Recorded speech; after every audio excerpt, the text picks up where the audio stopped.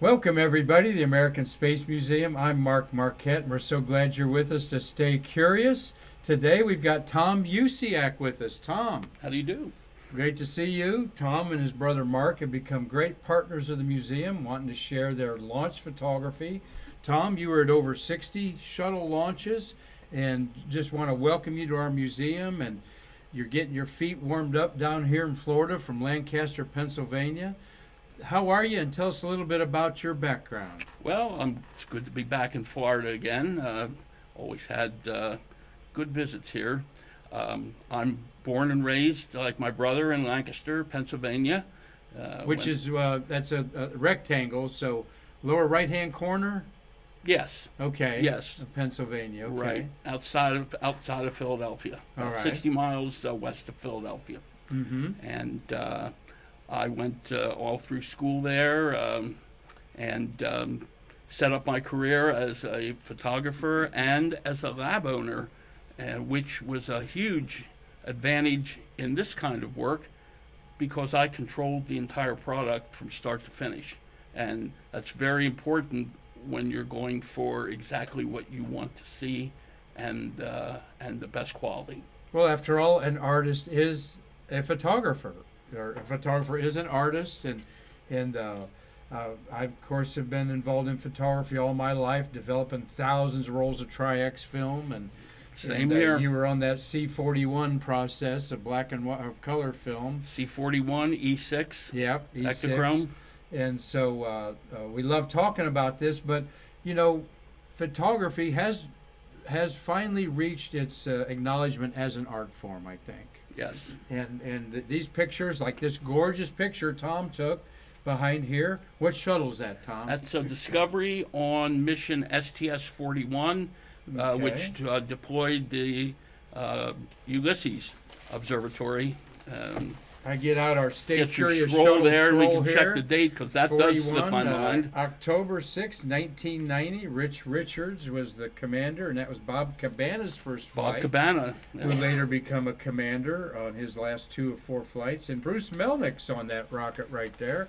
Bruce Melnick is the resident astronaut at Kennedy Space Center Visitors Complex. So pretty cool image there. And these just don't happen, and you can't be there at the camera clicking it. This is a photo taken with a remote camera that Tom's going to That's tell right. us about Yes. here. Yeah, it would be very difficult to be standing there at that distance. So how did you guys get in? How did yourself get involved in coming down to Kennedy Space Center? Was it the appeal of being in some of the publication magazines that have all disappeared, a lot of them that you worked for, or was it just being a space geek and wanting to be there? Well, I took my interest in photography and my interest in the space program, and I sort of merged them together. I was going to college in 1971 with when Apollo 15 was getting ready to launch, and I wanted to cover it, for with the press. So I went to the college media and asked them about it, and they were kind enough to request press accreditation for me, and it was granted. And not only that, then they kind of liked what they got, so they continued it. I continued with the college through the remainder of the Apollo Skylab program and ASTP. What we did was we didn't always put them in the school newspaper, but we made them available to other state colleges in Pennsylvania. I went to what was known as a state university, and there's a group of colleges that share the information, and so that's where a lot of them went. I can't find some of them, anymore. Some of the things back in those days I surrendered the film to, and that's something that I stopped doing many years ago. And when we do work for a client, whoever it was, one of the stipulations is that we retain all of the original camera film. And of course that made things a little different than what most people do. Well, it is a big deal. Here is a roll of film for all you people under 40 years old. The plastic that's holding the sensitive silver halide is on that side. There's the silver halide, and we're going to see some examples of this film. Yeah, Tom, very true. When I worked for the Associated Press, my work negatives that were printed were sent to New York to the Associated Press Bureau on Madison Avenue. And when I ended up going to New York and working for the AP, it was cool to go and research and find some of my negatives in their files. I wonder what's happened to that huge room with all them physical files. They probably digitized it all, and Probably. and it's in the landfill out there. Wouldn't be surprised. But Tom is has been on our show before with his brother. We were reflecting. We used in the old school times having physical pictures showing them, because we've still got my co-producer and partner Marty Winkles behind our Streamlabs Communications Center here, and to show you beautiful pictures like this of Hyatt Place, Tom, our sponsor for Stay Curious Studios, sponsored by Hyatt Place, where we're going to have a wonderful event when is it? It's going to be April 16th. Yeah, April 16th. Apollo 16. I was there a 50th couple hours anniversary. today. Apollo 16 launched on 1972, April 16th, and we hope to have a good group of people celebrating the shuttle. I'm going to show you the slide of that in a second. Tomorrow, we want to remind you that we're going to have Hugh Harris, the voice of NASA, as the public affairs director for many years. He was assistant director for about 15 years, and then director for 6 to 8 up there. Hugh's going to be here with our shuttles of April, and there's 16 of them flying around. And you're going to look forward to talking to Hugh tomorrow Yeah, about I'm the going to drop by and say hello to Hugh, and talk it's about been a while. about the chroniclers. The chroniclers. What do you call it? A homage to the people of communications that chronicled the shuttle. Retired folks that spent a lot of years Yeah. here at Kennedy covering programs either in writing, broadcasting, or imaging. And you hope to maybe help Hugh with that. Hugh Harris is going to be here tomorrow, and we love it when he's come on board. And then April 12th, the 42nd anniversary of the launch of Columbia and STS-1, we're going to have this gentleman, Jim Harrington, who launched 22 shuttles in 95, 96, and 97.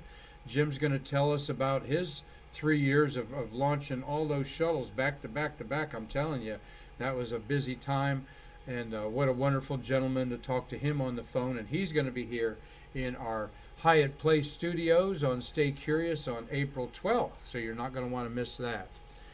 And here is our golden anniversary of the dawn of the space shuttle era. Will be Saturday, April 16th at Hyatt Place, Titusville. It's on Route 1, about 3 miles from here. 9 to 5, fellowship with astronauts and space workers. We know for sure that Mike McCulley, astronaut, and Winston Scott are going to be there, and I'm already told a couple surprises from some astronauts are going to crash the party. Free admission. There's your beautiful photo. What is that photo we're using for the background, Tom? It's STS-5 back in November of 1982.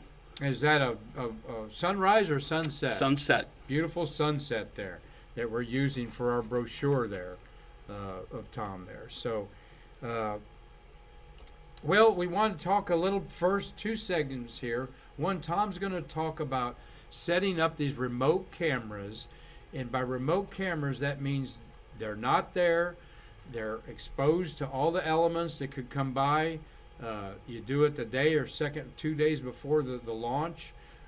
Hope they don't get rained on, hope alligators don't whack them with their tail, all that kind of good stuff. We're going to see that, and then we're going to talk about the film and how the film was turned into all the beautiful pictures that NASA disseminated to the media. So, Tom, anything you wanted to add before we get started here? No, about, that's we had your friend Steve Nolte here. Yeah, I was last week. surprised. Mark sent me a a screen grab because I didn't know he was going to be on. Tell us about your little kind of production company. You, your brother, and two friends. Right. There were originally three of us: myself, my brother Mark, Get a little rocket fuel and there. Steve Nolde.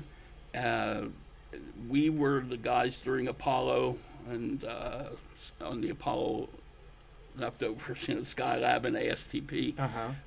When shuttle started, it was actually still just the three of us till maybe the 9th or 10th flight. Bob was here working then, but we weren't working as close together as we did starting, I think it was 41B.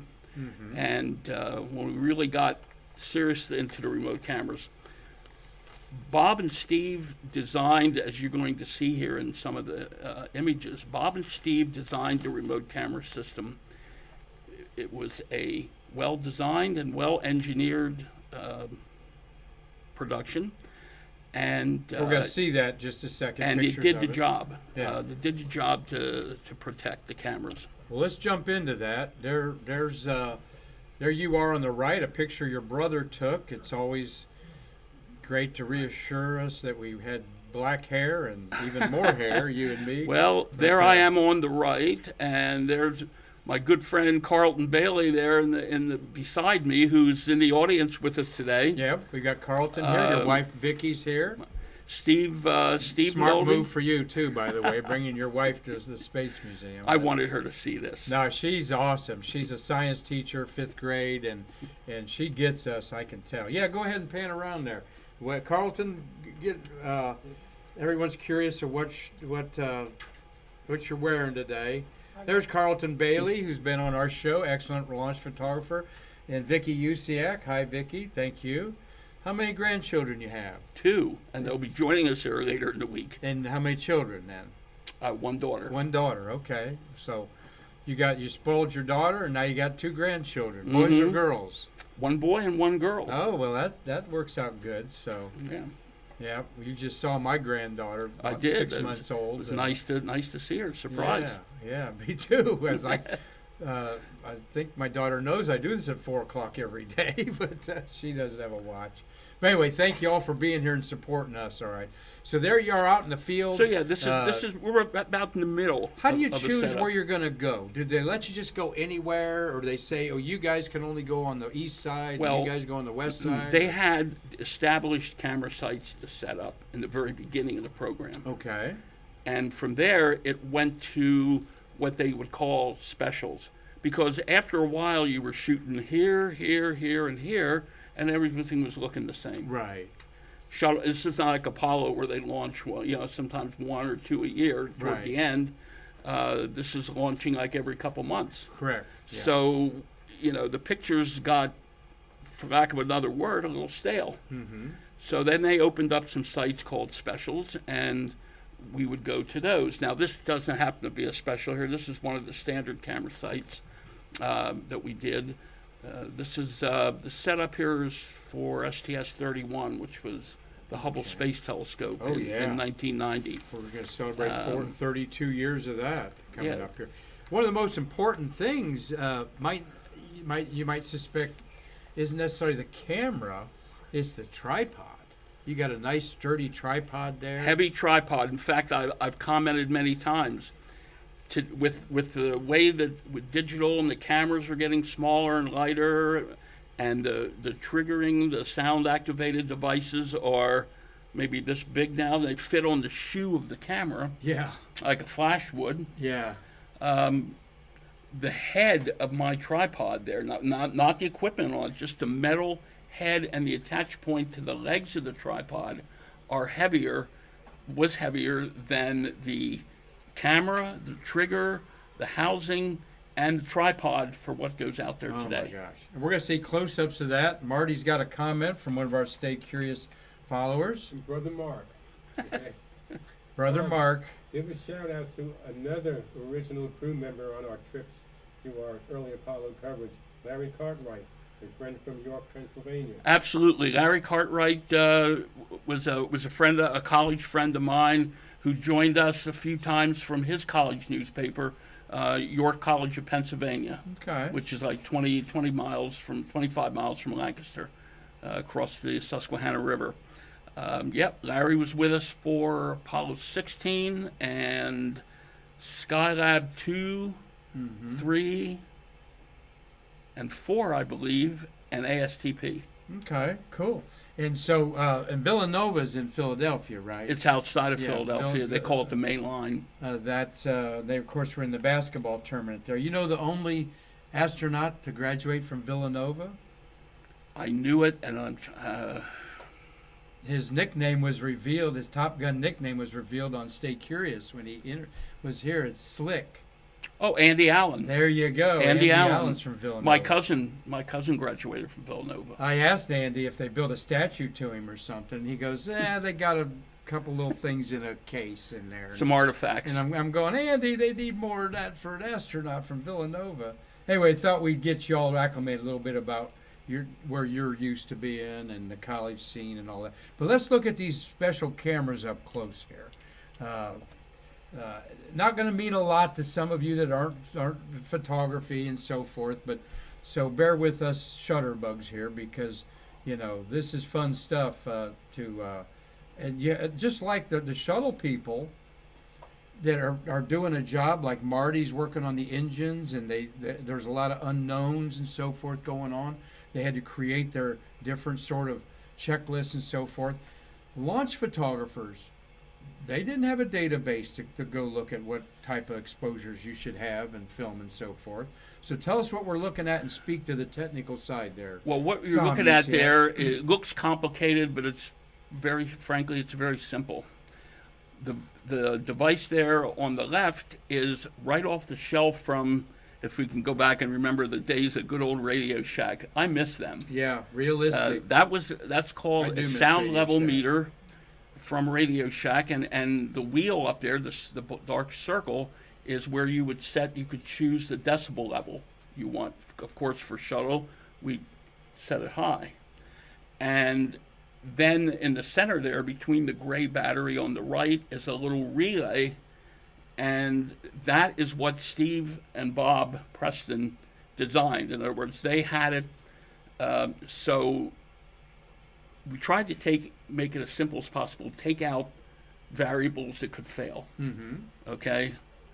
And we had it set so when the noise hit, the needle would come up very slow. One of those little tab switches there, I forget which one's on the right or left, which one it was, but the one would be for the frequency, high frequency or low frequency, and we set that to low frequency. And then the other would be for the needle, a quick response or a slow response. Now remember, with the Hasselblad cameras, we had a maximum amount of 24 frames. So the last thing we wanted was thunderstorms, backfiring trucks, cars going by, people yelling. We didn't want that setting off the camera because after 24, game over. Yeah. So we had it set, or they designed it so when the noise would hit, the needle would slowly damp up. It took constant noise for a few seconds to bring the needle up to the red area there, and then that would close the relay and it would fire the camera. Huh. So we didn't always get the initial engine startup. We got pictures on the main engines, Right. and sometimes if the camera was close enough, we would get, when they had the little spark igniters at the bottom there, the hydrogen burn-off Right, sparklies burn there. off, yeah. We would get them sometimes, but not always. But I was trading that for safety. Yeah. And I believe that they're still in use today. Plus, you want the bird up higher, like it is. I didn't want to run out. I didn't want to run out of film because I know 35 millimeter. You had 36 exposures. Hasselblad with a 220 magazine, you had 24, and with a 12 magazine, 120 film, you had 12. So Now, to test the noise level of this, your wife was telling us earlier that you were a bass player, and you were running your bass, John Entwistle volume style of Thunderfingers. The Who, through there through giant Fender speaker or something. Tell us about that. Well, that's you have to test stuff before you go out with this equipment? You got to make sure it works in your living room or basement, so to speak. Well, we took it up. Before we did that with the bass amp, we took it up and to a town north of us that always had a great fireworks display. And we tried to see how it worked up there with that banging sound, but it didn't last. The bang would come and go real quick, and it wouldn't really. Right. The needle would go like this, and it didn't have time to go up and touch. So that didn't work. So then we said, well, how about the bass amp? So I got out the old bass, which was sitting dormant for years, and I plugged it in. And I would just I would get on the low E string and just do this to it until that needle came up, and it was noisy to us, but I knew I could still hear myself think, and it would fire. But the most important thing was the time damping. In other words, the time it came up, the needle was damped, it came up and touched, and that gave us a lot of confidence that we were not going to get a lot of pre-starts.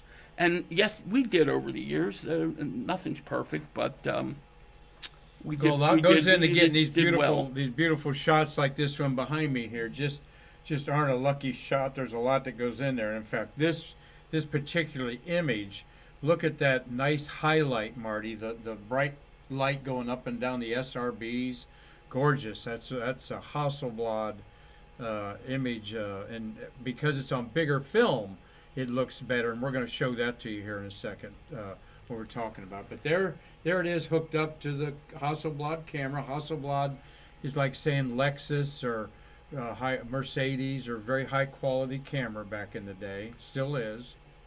Right, and you have we're about ready to close it out here. So we have the camera hooked up, and then the trigger, the triggering device over there. That was in an early box. If you notice, that's long and thin, and the components are behind it. Whereas we wanted to compact it a little and make it easier to carry around and work with. And Marty's got show. Yeah, actually, right there. That's the triggering device. Yes. And so we hooked it up to the cord there, and then into the tube. Where the camera was, and that was the connection between the trigger and the camera. And then we took that out and put it on the side of the camera, which was another reason we went to the yellow box, which you saw first there. It gave it more protection. It had a O-ring seal in there, and you could close it very tight. So you've been out there an hour and a half or something like that, and mosquitoes are biting you. And that's another thing why we went to a system like this.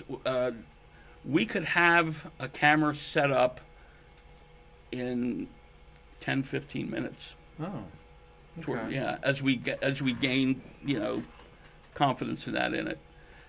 Right there, that to me is one of the important parts. There I am. I'm composing the shot. Okay. And the Hasselblad was nice. You're actually looking at the ground glass screen. I'm looking at the ground glass that we saw in the previous photo there, and I'm looking and. I'm looking in the ground glass there. Marty, show that with the X. On the camera. It's on the camera at the very top of the camera, right there. Yeah, and the back there is the film magazine. That's the film. You got the arrow over, and then that. No, keep going left. Yeah, that's the film. And then go further to the left there, higher. Yeah. Yeah, that's the ground. Yeah. Higher. Now that's what he's looking at. Right, that's what I'm looking at right there. now. Yeah, on that, it's like a glass focusing screen. Yeah. And in there, I could see the image big, like that. So I'm not looking through a little 35 millimeter eye viewfinder. I'm looking at that, and it has little tick marks in there to help me with what I would call the verticals and horizontal alignment. To me. The setup there and the focus were the two most important things. Because if you have a piece of film that's not sharp, you're done. That's right. If it's not in focus, forget it. And since we had the cameras angled back a little bit because we were out in the field, we had to shoot over some obstacles. I wanted to make sure that as you can remember as a photographer, if you take a camera up, you start getting keystoning and things at the side. I wanted to make sure that I had it up just high enough that I was keeping my verticals in that straight, and I could see that in the in the viewfinder or the ground glass. By the way, before it passes me, this is the camera that was used on all 6 lunar landings, the Hasselblad, strapped to the chest of the astronauts, and they could look down on that ground glass. And Well, so actually, they didn't. I No, mean, they they didn't. didn't. Yeah, They they didn't have couldn't. that. They couldn't look down on that. they just They just guessed. had a Guessed. wide angle lens. I think a 60 or a 50 Yeah. millimeter lens was what they were using. That happens to be an 80 millimeter that lens there. That's the normal lens. But yeah, and that was important. And here with our tripod setup, we could do 2 cameras at one time, and with different focal length lenses. 2's better than 1. Double your chances of getting a good picture. Right. Because anything could happen. Gee, a bird could just sit on that and decide to sit there with its tail over the lens opening for a couple hours during the launch or whatever. You ever had that happen? No, but I heard some guys that went out to pick their cameras up after the launch. I know Carlton had dealt with this already, and there was an alligator sunning himself nearby, so that put a little delay in things. And also, a guy went out there once, I forget who it was, and there was a snake wrapped around his tripod. Oh my gosh. So I would have been Mike Brown. gone. Carlton saying Mike Brown? of Was that Florida Mike? Today had that. Also, Mike's a you good showed me guy. pictures of a camera outfit that got struck by lightning out there and destroyed. It does happen Well, out and there. this is the final setup shown from two different angles. Okay. The side view and the front view there. Now, one of the things that we didn't do right at the very beginning, but did later on, and this was Steve. Steve came up with this.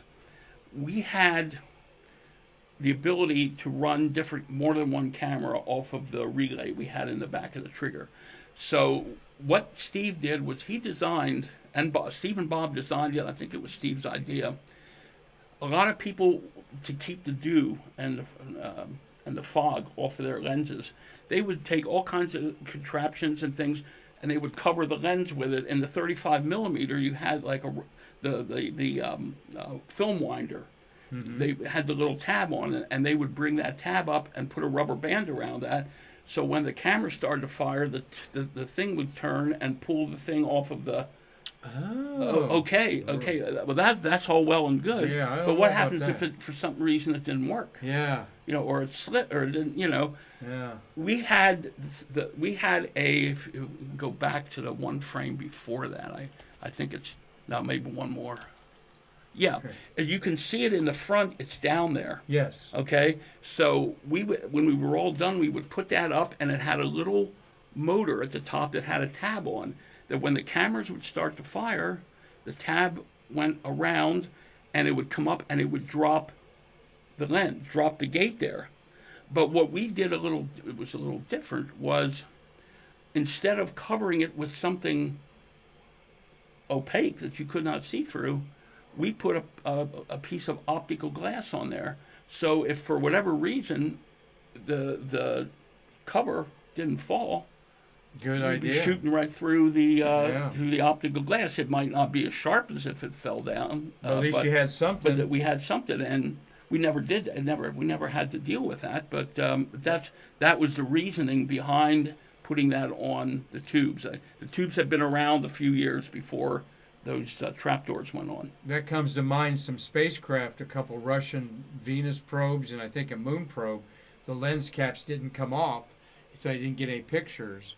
So even lens caps that they put over on the Perseverance and Opportunity and other ones are opaque.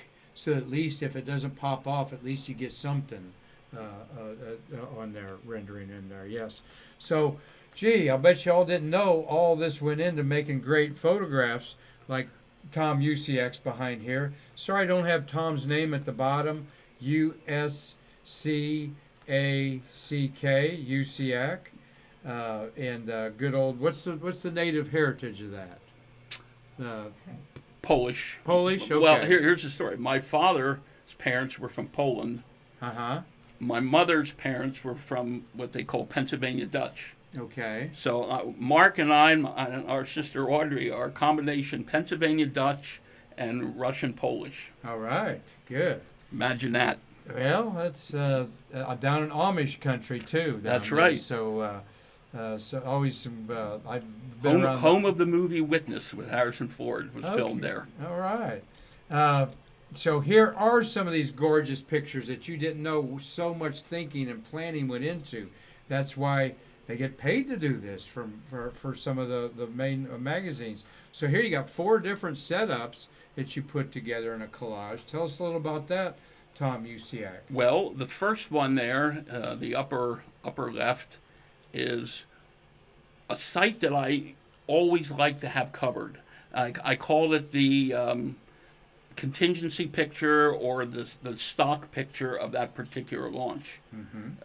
So I always try to have one there. It was better at Pad B than at Pad A. It was a nice parking lot over there at Pad B. I think it's not available anymore to use, but that would be the shot that we used that closely mimicked the NASA shot on their camera stands that were inside the fence. So that's outside the fence of the pad. The one right below that is probably one of the most difficult types of shots to get because you're betting against the wind. You're trying to get a shot of it coming straight out of the steam cloud there, so you could see both boosters. There was a camera site that was about 4.5 to 5 miles to the south of that view right there. That being a remote view right on the crawlerway. It was called the fire training area. They would give you a shot similar to that, but they were always like, if it's hazy or you're far away, and especially if you're using a long lens, because then you pick up all the atmospheric haze and stuff like that even more.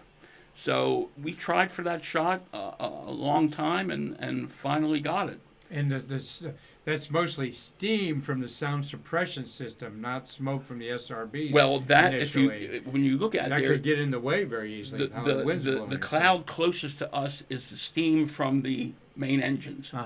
Okay, and in the back you can see the brownish colored. Yeah. That is the smoke and exhaust from the SRBs. Now, from what I understand, and I think this is the way it's going to be. If not, maybe someone could correct me. But I think when the SLS launches, the main engines and the exhaust from the SRBs are all going to come out the back end of the pad where the brown is coming on that shot. So you won't have to really worry. Anybody that's in the front of the rocket is not going to have to worry about getting what we used to call it smoked out or steamed out or something like that, because I had plenty of shots where we were. And that's why we always moved it around the different areas. And we never would put just one there and not another one. But we did get that for STS-26, but with a wider lens, and we'll show that later when we talk about the film. But then you got the water shot. The water shot. That's a traditional one. Everyone does that. And then the one at the top right, shows the SRB and tank area more than the orbiter. That was a shot that if that was 51L, and that was my remotes from 51L. Right. That camera would have shown the smoke puff. Wow. Interesting there. Yeah, Marty, how we doing? We got our friends all over the world watching on YouTube, Facebook, Twitch, and Spotify. We sure thank everybody for joining us with this conversation with Tom Usciak from Lancaster, Pennsylvania, one of the brother teams that, how many launches have you covered? Yourself? Myself? Yeah. I don't remember how many I covered all by myself. Taking everything into account, Apollo, Skylab, Shuttle, probably 75. 75 or so. Yeah. Well, we've got Ophelia Sautrels watching in Normandy, France. We to you. A nice evening there, Ophelia. We know Robert Law is watching in Dundee, Scotland on his giant TV screen. He watches us on YouTube. Thank you, Robert. Gary Gerald is watching. Larry Pushkar and Dave Stange, our good friends up in Michigan. Cynthia Rossi, she's a local space worker, I believe. Bennett Scarborough. Bennett? You know Bennett Scarborough? I know who, yep. Good. Beverly Rother. Beverly, good hello. old Bev. Yeah. Hi, Beverly. Congratulations on your docent position out there at the Sand Space Museum. Beverly's going to be a Right. docent out there. Right. I'm glad she. And, I'm glad she got that. Well, I'm not, because we wanted her to help us here at the American Space Museum. I But did. not really. We're happy for you, of course, Beverly. But we do need good quality people here at our museum. Jason Crisafoli and Joe Marinaro's watching. Tom Cilentano. Oh, Joe Marino. That's Joe Joe Marino? Marino. Joe Marino's an old friend. We worked together here, and actually, Joe and I were in Russia together when Oh, really? we covered Thagard's launch. Yes. The first time American astronaut went to the mirror. That's right. Joe's an old friend. Hi, Joe. And, Hope you're doing well. Well, good. Glad that he found you here on Stay Curious, Tom. Just quickly tell us about going to Russia and taking photographs in the cold up there. This was Norm Thagard going to the Mir space station on a Russian spacecraft. Well, cold. That was the term that I remember the most. It was. You said you couldn't even focus because the gear, the grease in your focusing lens. On the Hasselblad hat over there, when we were shooting the rollout. Because the What was rollout that? over there is only a couple days before the launch. Yeah. I mean, they roll and go. And I was out there, and I was taking these pictures, and it was, I mean, I couldn't even feel my fingers. I had to take my gloves off because I couldn't work the switches on the camera too well with gloves on. And I'm noticing all of a sudden, either I'm losing my strength or this camera's getting harder to focus. And it finally got to the point where, I mean, I was trying to turn it. I was ended up starting to scratch and put marks on my hands. Wow. So fortunately, I had a autofocus camera with me, a 35 millimeter, and I switched to that. So at the beginning of my rollout pictures, they are on the Hasselblad, and then they had to switch quickly to the 35 because that's all I had. And the other thing is the launch pad where the press was maybe a mile away. That's all. A mile from the And another famous Kazakhstan launch pad. And another mile or so back was my the hotel, the quarters we were staying on at Baikonur. Wow. And so we figured out. I was talking to someone, and they said, "Oh yeah, you're only like 2 3/4, maybe tops 3 miles away from the launch pad." Holy cow. Because the guys that were standing, they didn't want to get a good view of the launch, so they look out the window and watch it. And that's closer. My hotel room was closer than the press site is to Pad A. Wow, that's something else. So- That was in March of 95. Okay. Joe Marino said it was 30. What an experience. Was it? 30 degrees, I guess. Joe Marino. I think it was colder than that. I think it was colder than that, Joe. But yeah, we'll go with that. Seemed like it anyway. Well, thank you for sharing that story. So many Shutterbug stories to tell out there, but that's impressive, Tom, that you saw a Russian rocket launch. And they haven't changed in 30, 40 years at all. It's the same pad that they launched Yuri Gagarin and the same At process. that time, they have moved to a different pad now, I believe, but Okay. the rocket looks basically the same.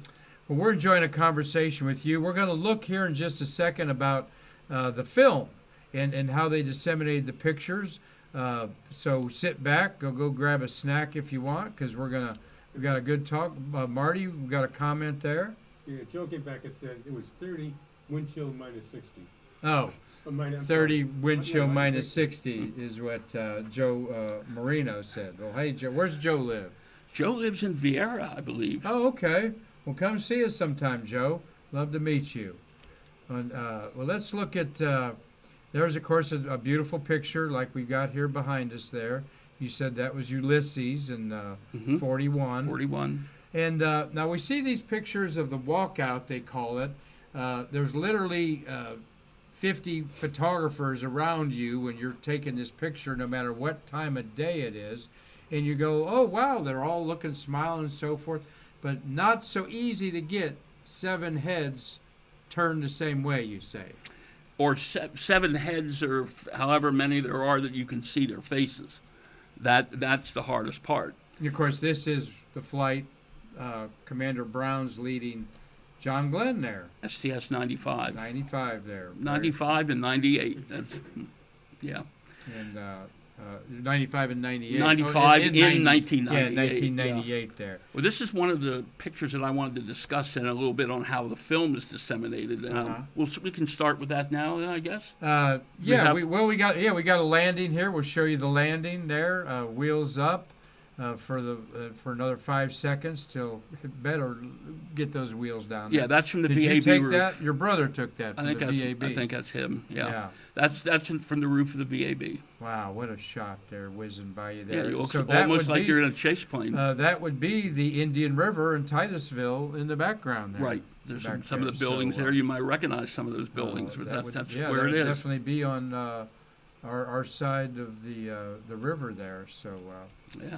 all right, we wanted to demystify a little bit about the film, and you're going to show. I brought some examples here. Plus, we have some things you took on the screen. Yep. So that is 35 millimeter film. Show them there. We'll show these at the end there. Okay.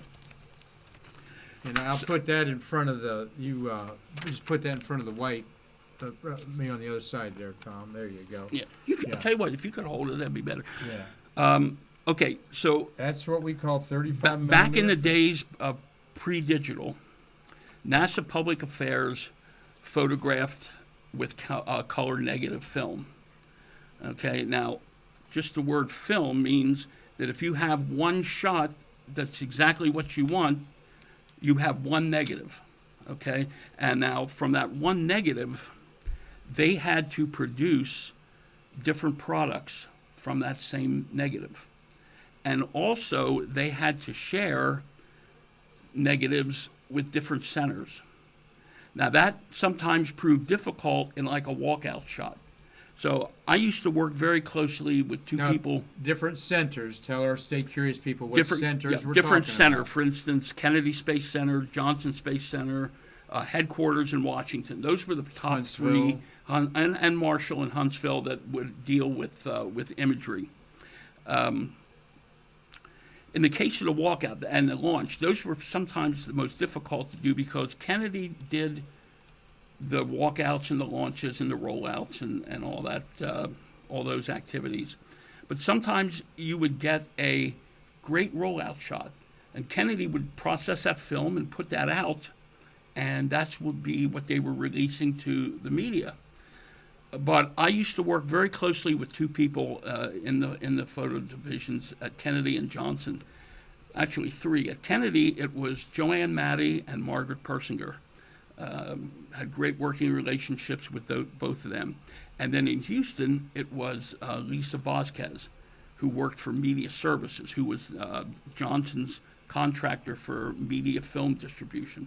Now, this is 1980s and 90s you're talking about. Right, we're talking mostly in the shuttle era. I want to make the point that you're talking about two women, and we love talking about diversity in NASA. Is one of the places that we feel has always had it right with that. So here you got two women leading the labs there. Right, and they ran the film. They didn't really work in the lab. Oh, okay. They handled and dispersed things like this. Okay. Okay, and we'll Okay. talk about that then. You would make requests of the media, and then they would fulfill the media requests for the photographs and in whatever form you wanted. But again, it would be difficult sometimes that they would have to, if they only had one shot that was really good, and Kennedy released that shot, mostly like a walkout. I use that as an example because that was one of the hardest shots to get more than one good one from. Mm-hmm. They would sometimes, Kennedy could not clip that good negative and send it to them. They used to, this is 35 millimeter clip film right here. Let's show, there's the different... right, and that's 120 film, and that's a film, rollout. That's the film that comes from the Hasselblad Correct. cameras, okay, Correct. that we were showing you. Bigger film, Then here with the 35, Mhm. 35 millimeters across. This is 70 millimeters across, approximately, right? Approximately. And then those films are turned into slides, all right, that we also call chromes or positives, Hmm. all right. And then you're talking about And this- also, that- they would and they would have a 4x5 I got the 4x5 transparency. transparency, which is a big piece of film to make out of. Now, all of these And then all these images that we just showed were created from that color negative. Um, But that's important to show people that they would literally clip this 35 millimeter, 24 exposures, and share it. and we're gonna clip that one out and send it to Huntsville. Then we're gonna take this other one and send it to Johnson Space Center, and that's all they get of this rollout or this crew. Really? If they had, well, they would get sometimes Johnson with a rollout would get a print, and from that print they would have to shoot a negative, a copy negative of that, and then distribute that picture through the Johnson network. From that, I have one a couple times. I'd get a rollout shot, or I'm sorry, excuse me, a walkout shot from Kennedy, and then I would get a launch package from Houston. It had the same picture in, and you'd hold the two together. You say, well, you can tell this is made from the original film, and this is a copy. Yeah. It was very easy for me to tell because, again, It degrades. I worked in the lab. Yeah. I used to do this all Every the time you copy something, it degrades the picture a little bit. Correct. Makes it higher contrast sometimes. Sometimes it's a technique that we use to make pictures better, too, was copy Right. work on But it. again, this was back Yeah. before a lot of the technology was available. So by doing that, you were, again, at the mercy of having that one good frame of film. Yeah. And so, who are the people that want pictures like this? Well, Rockwell wants pictures of their shuttle. Morton Thiokol wants pictures of the boosters and so forth. So they're calling up, and I'm sure sometimes they'd say, don't you have a better picture, or it's a little, a different angle or something. One of the things that Lisa and I talked about, and she told me this. Lisa's from which Lisa one? Vasquez from Houston. Okay. That after a while, the way it would happen, let me just backtrack here a little bit. The orbiter would land. One of the first things they did is get the film out of there and fly it back to Houston. Kennedy covered launches, rollouts, all the activities that happened out there. Johnson would cover the landings, the training, the pictures and mission control, all that kind of stuff. So they would get it back and process the film.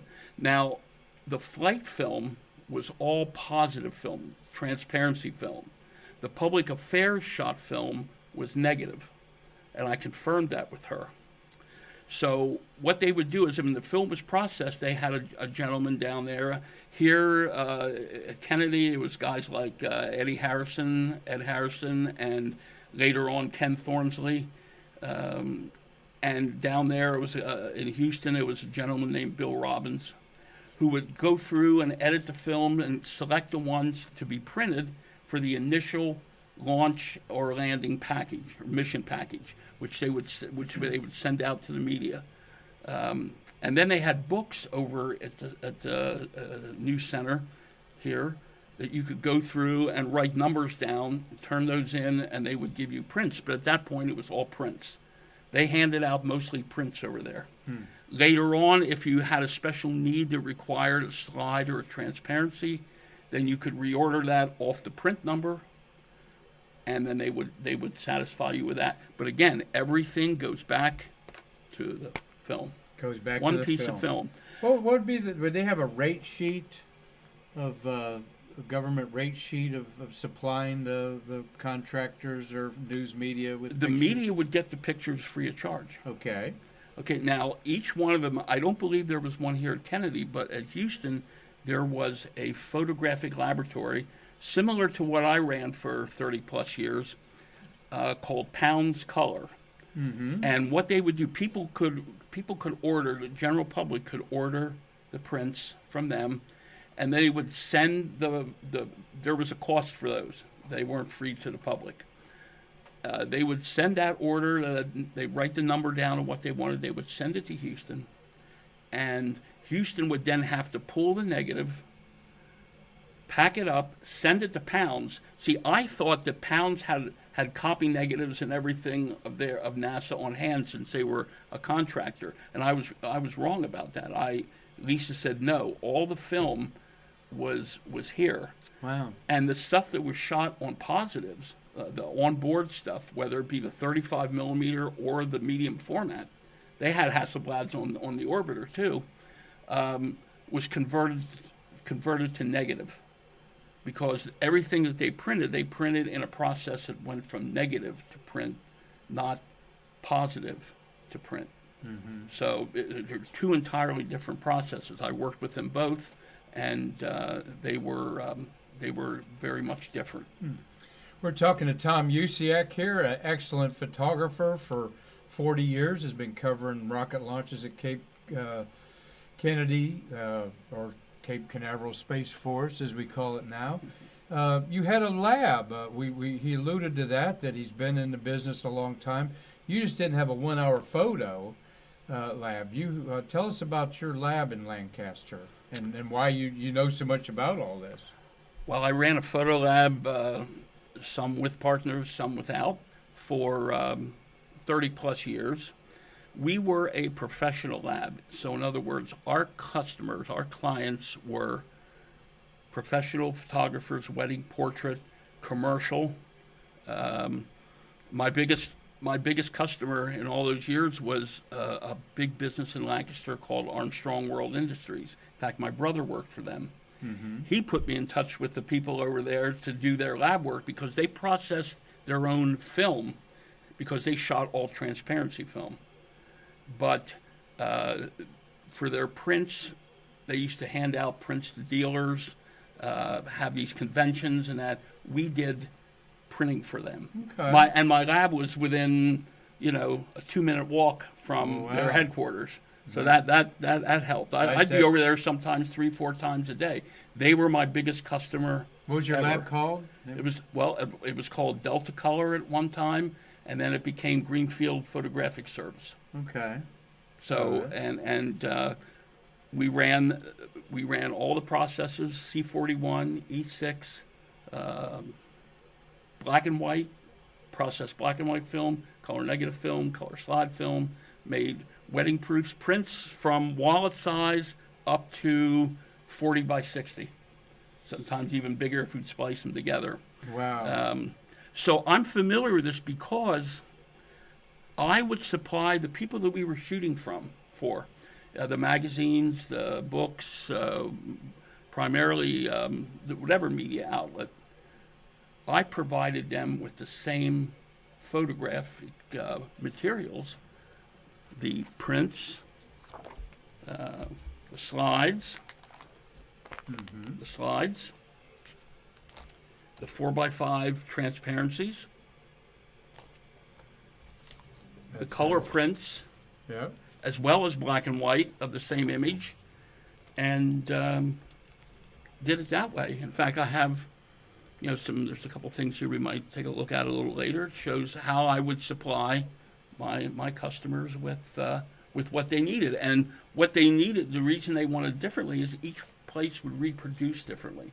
Some people wanted to reproduce from a print, and they could do an excellent job of it. Mm-hmm. Some wanted a 35 millimeter slide, and some wanted a 4x5 transparency if they were thinking of making the image bigger. How many people did you employ at the peak of your Greenfield? At the peak was actually Delta.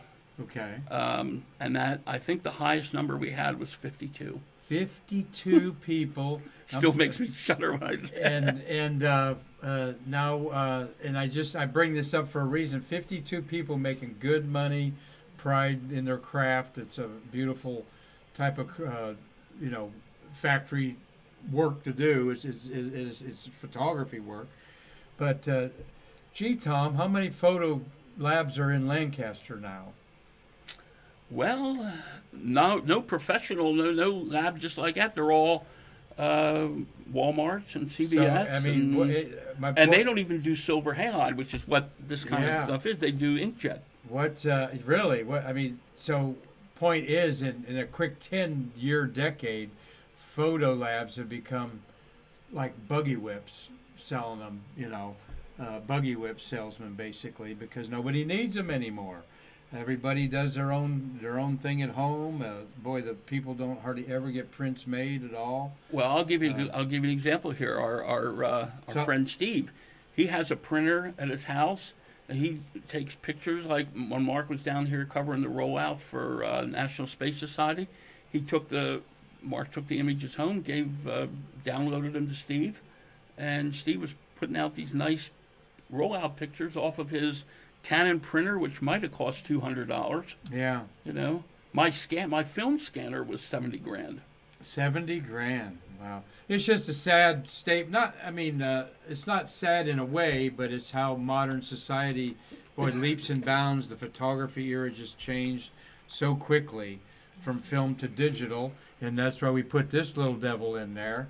The last time you burned a CD, you didn't know it was the last time that you were going to do that, I'll bet. And so digital world came about, digital photography. You don't have to pay $10 to see 24 pictures, including the film if you want. I mean, it was, the cheaper places were $6-7 to process 24 exposures. That's still 15 cents a picture. And then the cost of film. It's free, it's free, it's free. Therefore, wow, Well, it changes everything. this disc changed the whole picture Yeah. of the pictures, I should say. Yeah. But what it did was, number one, it was a great boon for NASA, because now all they'd have to hand out is one of these. They wouldn't have to take orders for 8x10 prints. They Right. wouldn't have to take orders for transparencies. If you want the pictures, here's where they are. Plus, they're on the internet Now they're on in the high internet. resolution, so you can Yeah. everything that's on this disc is on the internet too. So you can just download it. You can make all your own prints. But the biggest thing is you don't have that degrading of the quality anymore. Like, can you make me a copy of this? Well, I have to take the negative here and then do something with it and make a, no. You see some Apollo era pictures that are, the colors horrible, because they're copied on there. The And, Apollo stuff looks beautiful today. It was taken from the original camera film in Houston. Yeah, I'm talking about some of the moms and pops that sprung up here in the 70s and 80s, the cottage industry ones. We see a lot of posters and so forth. That the quality's not good because they used a copy negative off of a NASA But they used original. something. They used something. But yeah, they rescanned all the Apollo film and so forth. Maybe we'll have you back and talk about that someday. Can you think about the lab technician looking at that Apollo 11 film that he's loading onto into a processor and hoping that all those rollers in that processor work right? Believe me, if I got any gray hair and lost my hair, it was when I'd stick that roll of a wedding or a portrait that couldn't be reshot or something like that into that film processor, and for some reason it didn't come out, and that happened already too. Yep. I would just be beside myself. I couldn't. Makes you sick. Physically, sick, yes. Yeah, yes. I know the feeling. I mean, because now with digital today, you shoot however looking many. at it as you I don't go like and- this one. Gone. Yeah. I'll keep this one. Plus costs now money too. Plus, may cost you a couple $100 in the 80s and 90s to you had to budget money for your film and in the processing of it. And now it's just like shoot 1,000, 2,000 pictures, free. Right. Every NASA center, a picture taken over here at KSC, every NASA center could have that image at the same quality as the time it was shot in that digital camera. Exactly. So there's no more. Whereas back in the days, now one advantage they did have, if we could go back just a second to the negatives, the 2 1/4 negatives that I didn't discuss this. Yeah, the 2 and this is the there you go. Those. I brought these along because they showed one of the ways that they used to share film. That is a rollout, and there's a lot of the same imagery on there. Right. The shuttle's coming out of the VAB to the pad. Right. So what they would do would be they would actually, in this case, cut a frame and send it to Johnson, or cut a frame and send it to Marshall. And I always suspected that. But a few years ago, I helped a person, J.L. Pickering, down at the National Archives in Atlanta. And I thought that's how they did it. And then we were going through files, and when he was producing one of his books, and we came across this photograph that I remember very distinctly from Skylab. It was a black and white photo, and they were lowering the workshop on top of the Saturn V. And it was a still shot. And I can remember seeing a great shot from Washington, D.C. from that, because I used to go down there quite a bit. It's only a few hours from home. And I noticed a good shot when I was in Houston, and I noticed a good shot when I was at Kennedy. And they all looked the same. So I said, well, remember, there's only one original negative of a lot of shots. But in the case of this, there's an original clip, so you can distribute that same negative away. So when we got there, we opened this file, and there was the negatives of that shot, exact same shot, clipped. Oh. Clipped where there'd be like 2 frames, and then another frame by itself, and then maybe 3. So it's probably shot on 220 film, and they just clipped those shots and sent them out to other people, other centers, or other, for whatever use. And that's the difference. Again, it's like early digital. Everybody has a real one. Be a smart no photographer that knows that this is going to be this looks good. Let me take 5 or 6 of this same shot so I can save them there. But also, photographers were judging their own exposures, meaning their shutter speed and f-stop based on their meters in their camera. I mean, today's just got so much automatic stuff to it that I say today a lot of photographers don't know the difference between an f-stop and a bus stop. So they don't have to, unfortunately, but you and I do, don't we? Don't we? Tom, I've really enjoyed sharing with you here. Tom Usciak, great partner of the American Space Museum. He and his brother Mark want to share their work with you through us. After all, how else are they going to see it?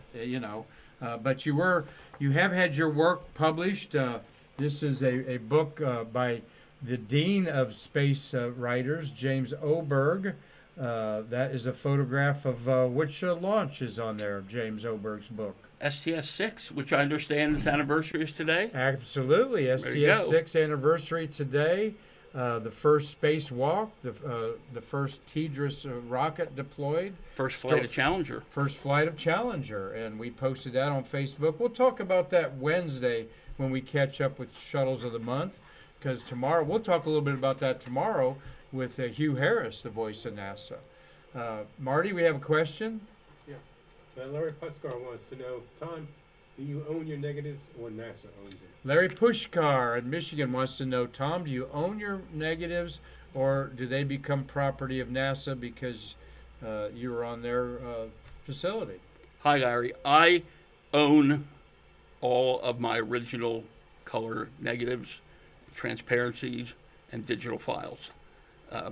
I would license them to the person I was doing the job for one time, and then I would maintain it, possession of the film. That's how I was able to do all these things here over the years and have my work appear in different publications. The same thing sometimes, but that's good. I own them all. Sometimes be paid multiple times for the same picture is always fun too, I'm sure, on there when you have a good one. Unlike the Associated Press, Larry, that I worked for, the pictures stayed with the company, and then they were sent to the ones that were used. Now, of course, sometimes you would know that, and you'd clip off a few of your own to keep for yourself, for posterity, but because you're the creator of it. But when you work for a company like a Newsweek or a Time or Sports Illustrated, that property becomes yours. But you make sure up front, whoever you're working for, that's one of the things you negotiate. Right, that was always a sticking point. Again, in the early days, some of the film was turned over, but as time went on, it stayed in our. Now I don't know how they do it. They can't, they give you your smart chip, your card or whatever. It's just gotten so. A prime example would be this: the photograph here on the cover of Jim Oberg's book was also on the front cover of Aviation Space Magazine, which was published in the 80s. Good. And used it was used a little differently. It was used with there was a balloon superimposed on it because at STS-6 it was also American Air and Space Bicentennial. In fact, my wife went up in the balloon one morning at the press site and opened the Today Show with some of the people down there. I think there was a few people with her up there. 1984 is when Oberg did this. Okay. Well, this book is 83. I remember when the publisher. We were referred by someone else to the publisher, and that's how we got the book. A very clever inscription from the great James Oberg, and if you don't know Jim Oberg, you need to. He is the dean of writing in his 80s, I think now. Could be. I'm not late sure. 70s. Wrote some real groundbreaking things there. But he wrote to you, Tom, thanks for helping folks judge this book by its great cover. Jim, and he did Moscow. He signed March that in 17th. Moscow. That was when you were in Moscow. Jim was there. As you say, you can't judge a book by its cover, but boy, you sure can this one with your beautiful photo on that one, Tom. Thank you. We got another question, Marty? Yeah, Larry Huskar again says, are they on Getty? No. Okay. No, they're not, Larry. They're not on Getty. The question was what I'm thinking of doing Getty, here. Getty, is and we were in the process of doing it right now, and I spoke with Karen, the executive director, a little while ago. My plan is to make all of our images available here to the American Space Museum, and for them to do as they see fit with them, and that's in accordance with all four of us. The four of us that did that. They already have quite a few, but there's, as I said, there's plenty more where that came from. Well, we are very excited about that because that opens up things for publication things, postcards, special events, and so forth. We're very, very happy about that with you. And shout out to my brother on this because a lot of those images, especially in the Apollo days and early shuttle, color film fades and changes over time and degrades. Again, a big advantage with digital. You don't have to deal with that anymore. And he restored and remastered a lot of our old negative film.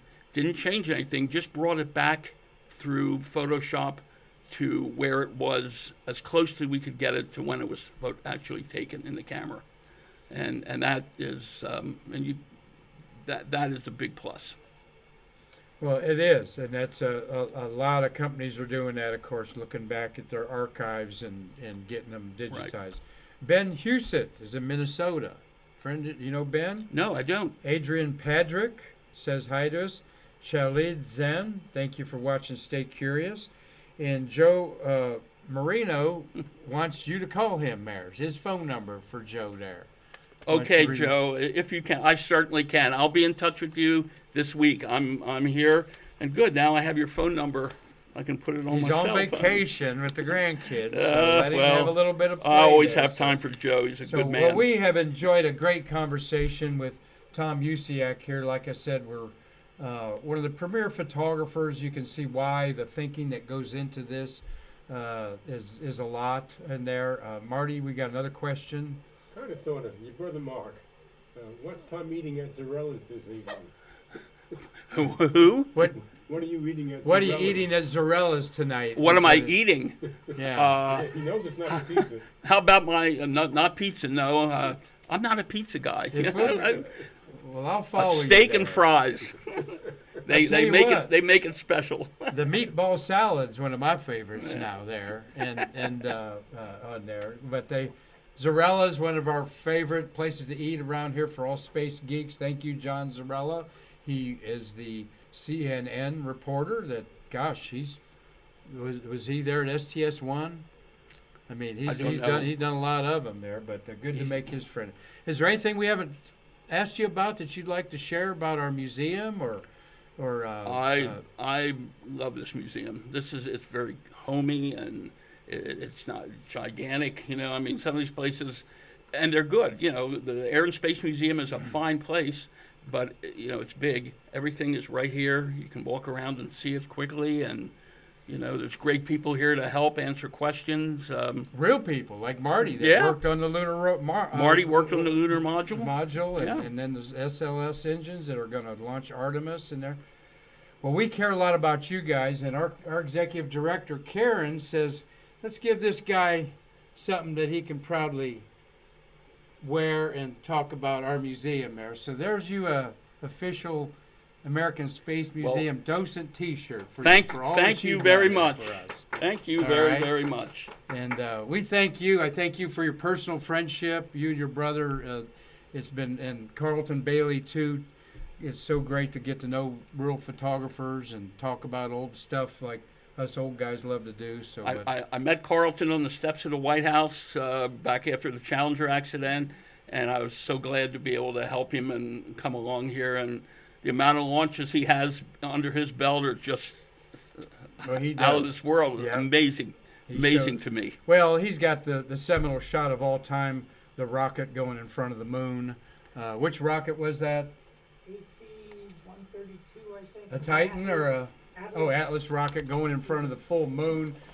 Today, that was when you couldn't even figure it out. You just had to be there. Today they got algorithms and smartphones that'll figure all that out for you. January 2000. We're going to have Carlton back to talk about running a 1-hour photo lab with all the astronauts' wives and kids coming through there on there. So, but thank you, Tom. It means a lot to have quality people like you and your brother embracing our museum, and you've led us to other quality people like Chris Calley. Chris, we hope you're watching this. We can't wait to get your artwork and your father's artwork on some T-shirts and other items up there. We got some big plans for the Calleys, but it's because you and your brother, particularly your brother being Chris's personal chauffeur and photographer, that we've made these good things. And it means a lot. It means a lot to Karen. Our museum is a lot better off with quality people like the Usciaks and Callie supporting us. So thank you again. We met Chris Calley and his father Paul at the very first Space Fest. Mm-hmm. We sat at their table, and that's how it all began. Well, I've seen a picture of you all hugging each other around the neck on the Calley Space Art website and all that. And though Mr. Calley's passed away about 12 years ago, I think. Yeah, Paul we're going to make away. sure that his artwork lives on in the space community. So thank you all. Thank you so very much for watching Stay Curious today. And tomorrow we have got with us the voice of NASA, Hugh Harris, is going to talk about shuttles of April. Until then, I'm Mark Marquette, and we'll see you again to bridge the space between us. Thank you.